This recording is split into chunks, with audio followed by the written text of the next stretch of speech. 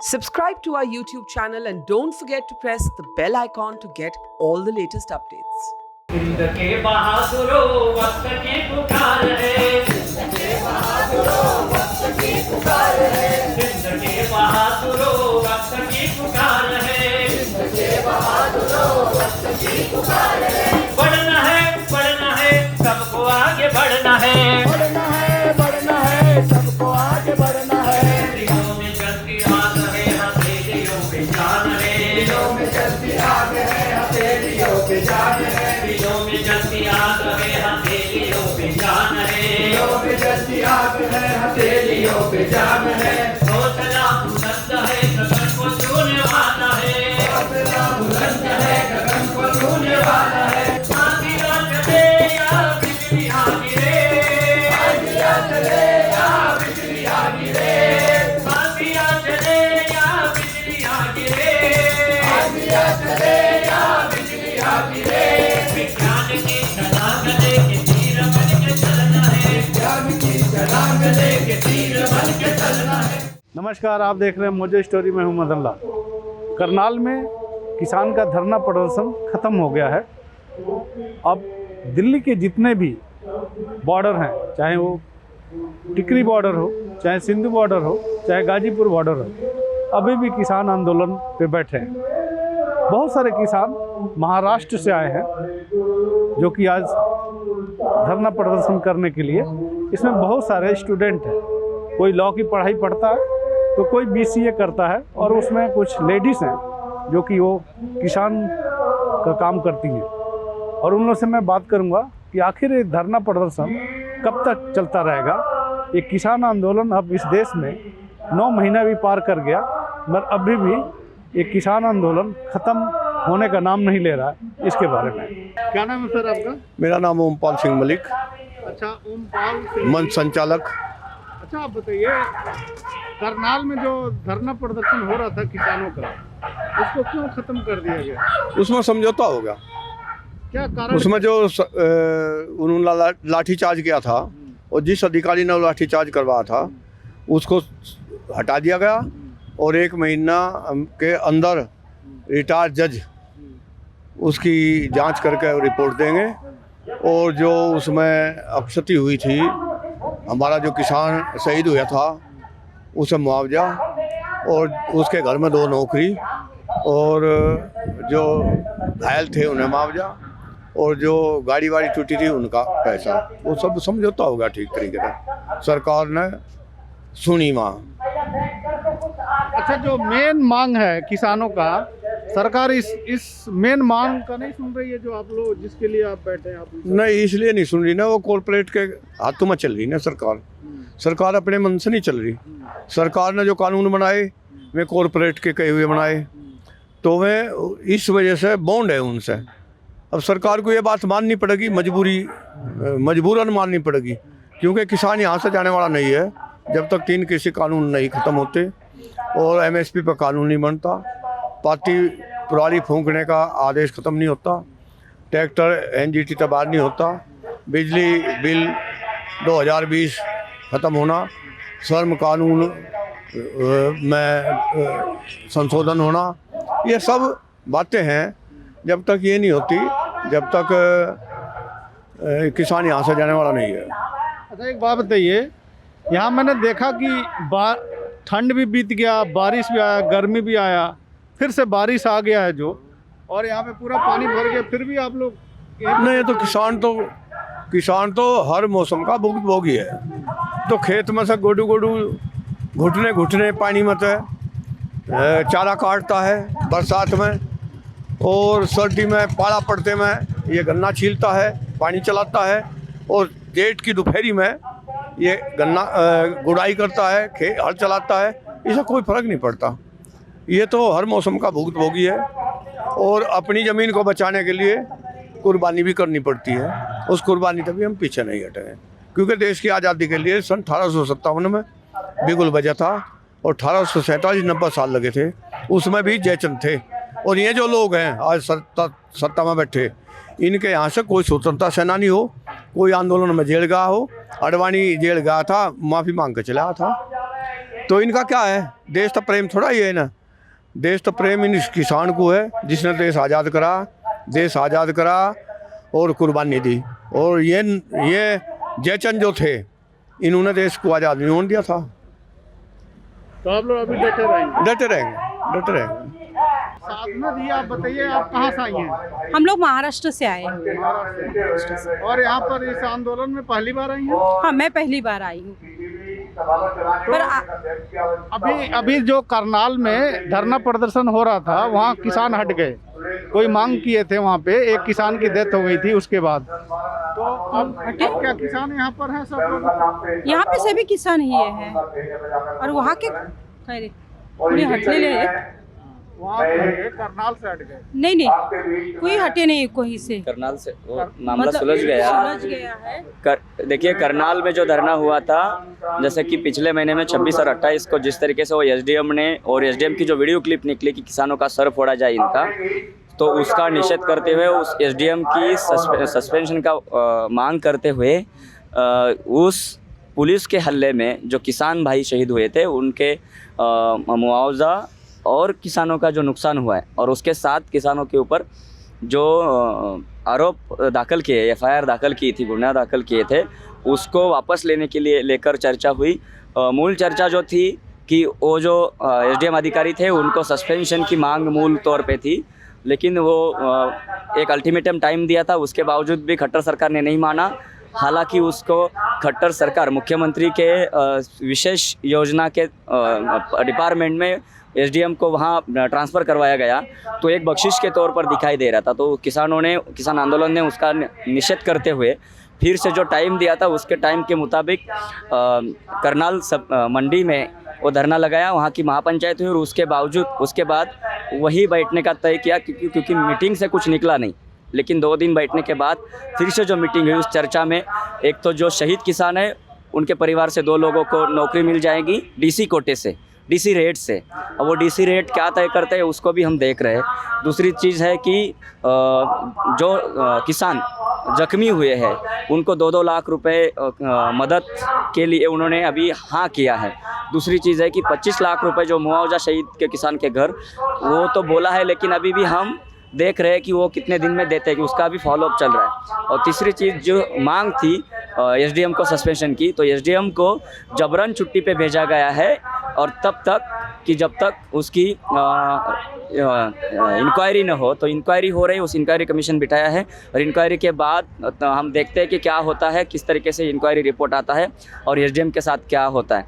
और लेकिन ये मांगे किसानों की मान्य होने के बावजूद वहाँ से करनाल का जो धरना है वो उस विषय को लेकर था और वो वहाँ से हट गए। लेकिन अभी जो बॉर्डरें चल रहे, गाजीपुर से लेकर शिंगू, टिकरी, शाहजहाँपुर है, तो इन बॉर्डरों को लेकर धरना स्थलों से अलग अलग अपने अपने राज्यों में अभी बड़ी बड़ी महापंचायती हो रही है, छोटी महापंचायती हो रही है, क्योंकि 26 नवंबर को फिर 1 साल पूरा हो जाएगा।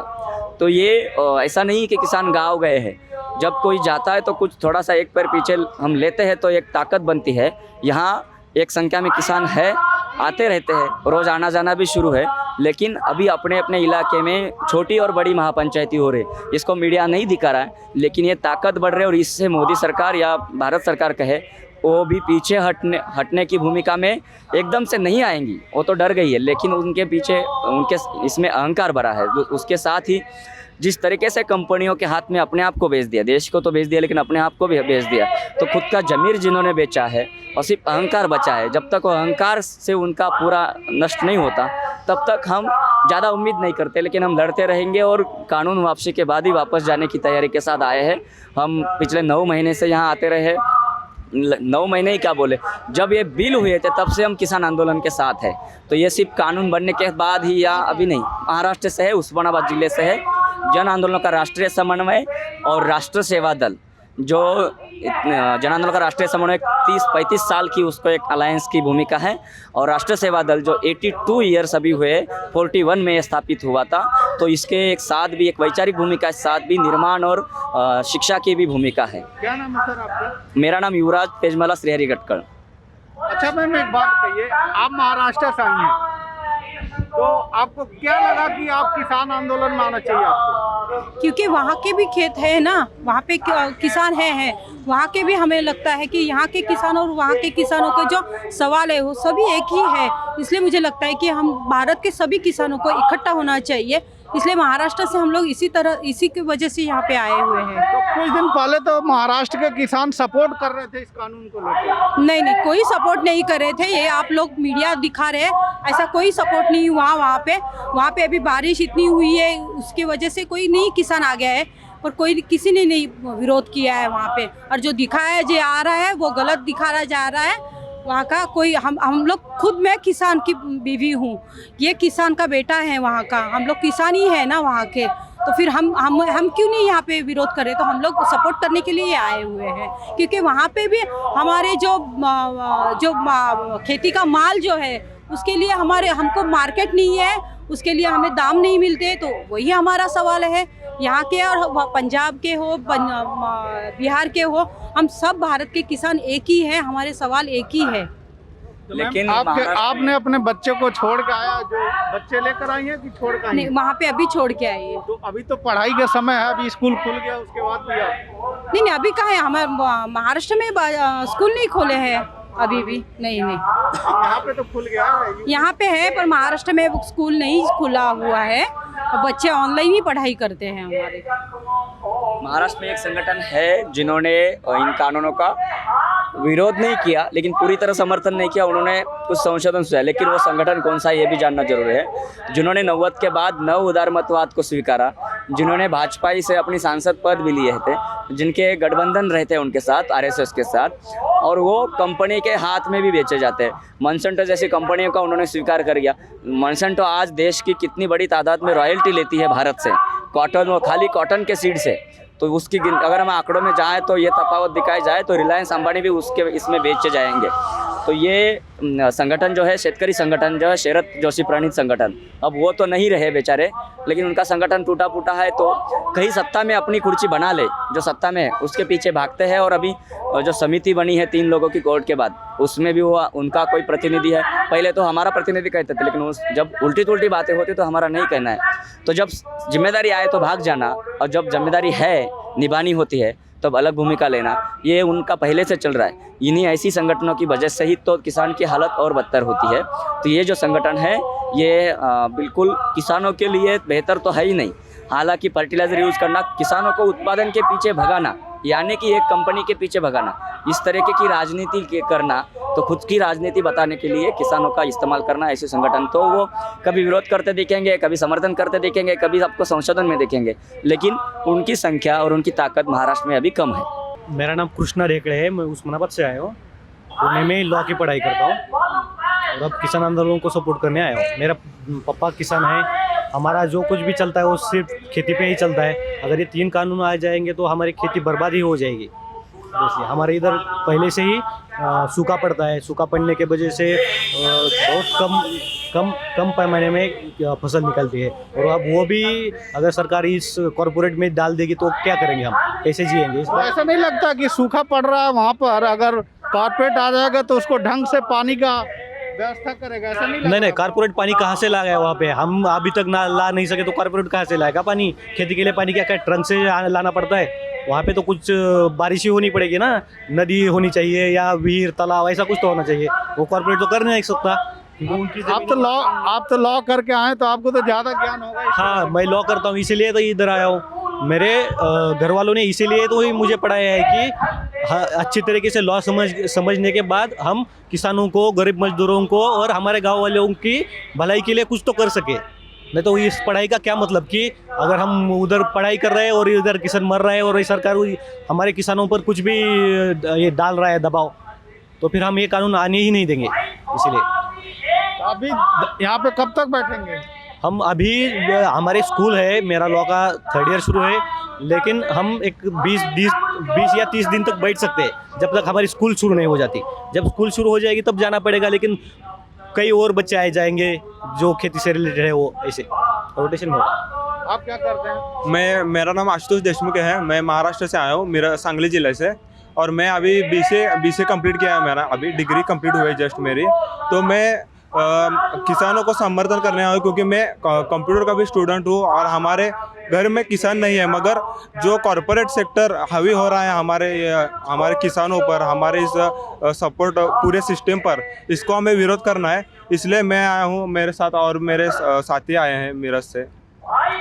तो हमारा एक ही इरादा है कि ये जो अदानी अंबानी जो आजकल बात कर रहे हैं कॉरपोरेट करके पूरा किसान अपने हाथों में लेना, और सबको हम जो देख सकते हैं यहाँ पे एमएसपी नहीं सीधा नहीं दे रही है। हमारे महाराष्ट्र में कपास और गन्ने की खेती होती है, इसलिए हमारे महाराष्ट्र में वो सफल हो गया है। एफएसपी का जो प्राइस हुआ था, आंदोलन हुआ था, वो सफल हुआ है वहाँ पे।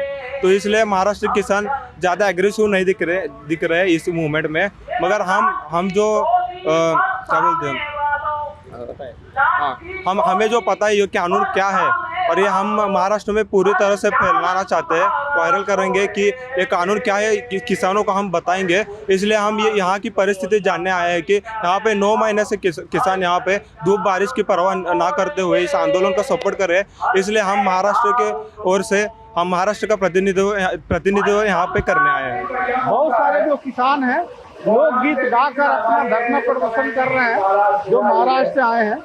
आपने देखा भी होगा। बने रहिए मोजो स्टोरी के साथ। मैं हूं Madan Lal. It's great to see you here. Thank you for watching our work. If you haven't subscribed yet, don't forget to click the bell icon and subscribe to Mojo Story and support independent, robust journalism.